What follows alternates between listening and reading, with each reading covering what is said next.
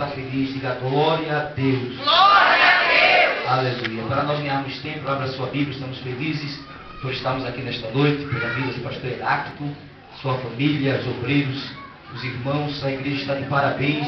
Deus já falou conosco nesta noite através de louvores, através do testemunho aqui que o nosso presbítero deu, e Deus abençoe a sua vida.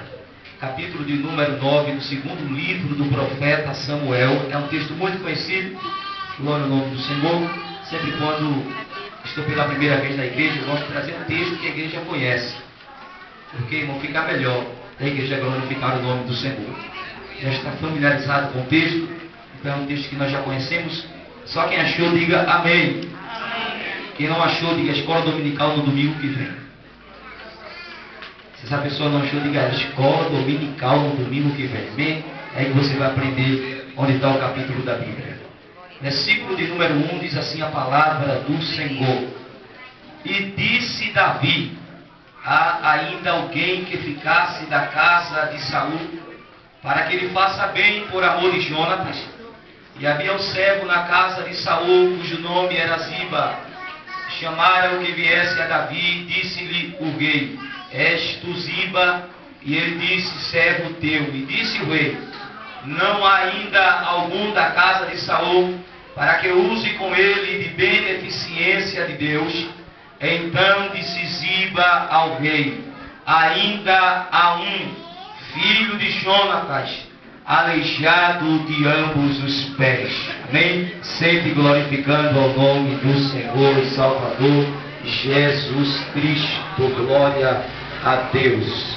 Louvado seja o nome do Senhor Jesus. Irmãos, o texto, ele nos fala, irmãos, da bondade de Davi para com Jonatas, e assim também com a sua família, porque todos nós sabemos, irmãos, que Jonatas, ele foi um amigo mais chegado do que o irmão para Davi. Quando Eliabe rejeita Davi, Jonatas, irmãos, ele tem Davi como um dos seus melhores amigos.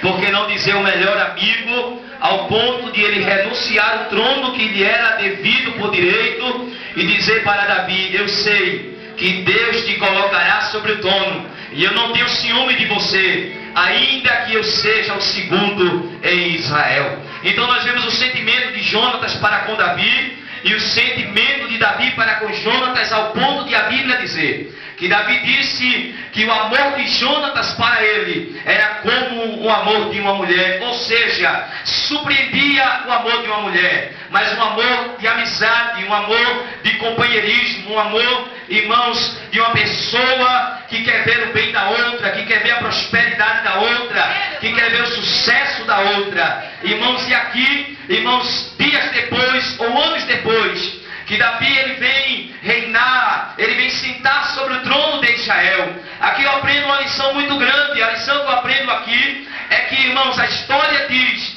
que quando o rei ele sentava no trono, a primeira preocupação do rei quando ele sentava no trono era aniquilar, era acabar com os seus opositores, com aqueles que ficaram da antiga, irmãos, ou seja, do antigo governo, do antigo domínio. Mas quando Davi ele vem sentar sobre o trono de Israel, quando Davi ele vem governar sobre todo Israel, porque nós sabemos que Davi, antes de assumir o trono de Israel, ele assumiu o trono de Judá e reinou na cidade chamada Hebrom. E depois de Hebrom ele vai reinar em Israel. E a Bíblia diz que quando ele chega a Israel e começa a reinar sobre as 12 tribos de Israel, o seu reino está unificado, as tribos estão unidas. E o que é que Davi faz? Irmãos, Davi não se preocupa, irmãos, em acabar com seus inimigos, falando da família de Saul, que era um inimigo declarado. Não, a primeira coisa que Davi faz é querer abençoar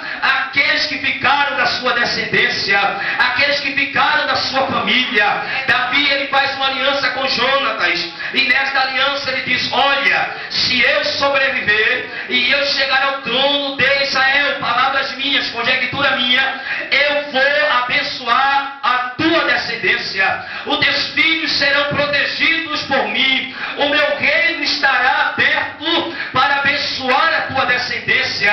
A mesma coisa de Jonatas: Davi, se o meu pai acabar com a tua vida, eu vou cuidar da tua família, vou cuidar dos teus irmãos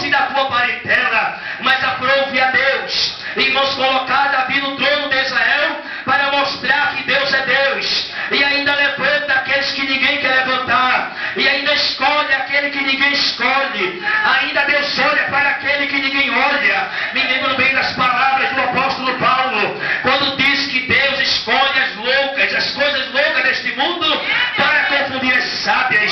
Pega o que não é, o desprezível, irmãos, o que não tem valor, e ele faz ter valor, e nos coloca em lugar de destaque, como eu estou vendo príncipes e princesas de Deus aqui, para glorificar o nome dele na beleza de sua santidade. Você está dizendo a verdade? Eu quero ver você glorificar o nome do Senhor esta noite. Ai, meu Deus, glória ao nome do Senhor Jesus. Irmãos, estou tremendo aqui, sabe por quê? Irmãos, eu tenho uma característica comigo. Quando eu chego em uma igreja, que essa igreja é cheia do Espírito Santo, eu tremo, sabe por quê? Porque Deus tem temor no meu coração. Eu tenho pregado em muitas igrejas por aí, em muitos lugares, mas tem lugar que eu não sinto tremor, não, eu sinto arrepio, porque Deus não está naquele lugar. E nós vamos levar a palavra de Deus, porque essa palavra aqui é viva e eficaz, e ela muda a história de qualquer pessoa e de qualquer igreja. Irmãos, mas graças a Deus, o Espírito de Deus está aqui. Candarábia sai, e o Espírito de Deus nesta noite ele quer encher. Ele fala no meu coração: eu vou encher você. Você chegou aqui hoje de cabeça baixa, triste, está vazio, coração amargurado, mas eu vou encher você. Você não vai sair do mesmo jeito. Hoje eu te trouxe aqui porque eu quero marcar encontro contigo e eu vou mudar a tua história. Aleluia.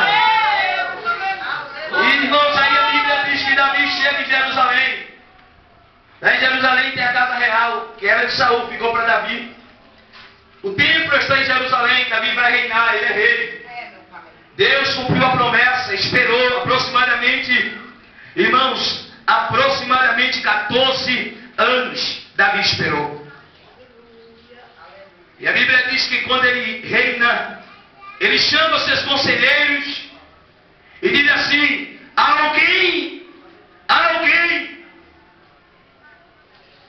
da descendência de Saul, para que eu possa usar com ele de benevolência ou de beneficência de Deus. Alguém chega e diz: olha, há um remanescente dos escravos, dos servos de Saul, chamado Ziba. Ele está aqui na cidade. Davi diz: mande chamá-lo. Tragam-o aqui.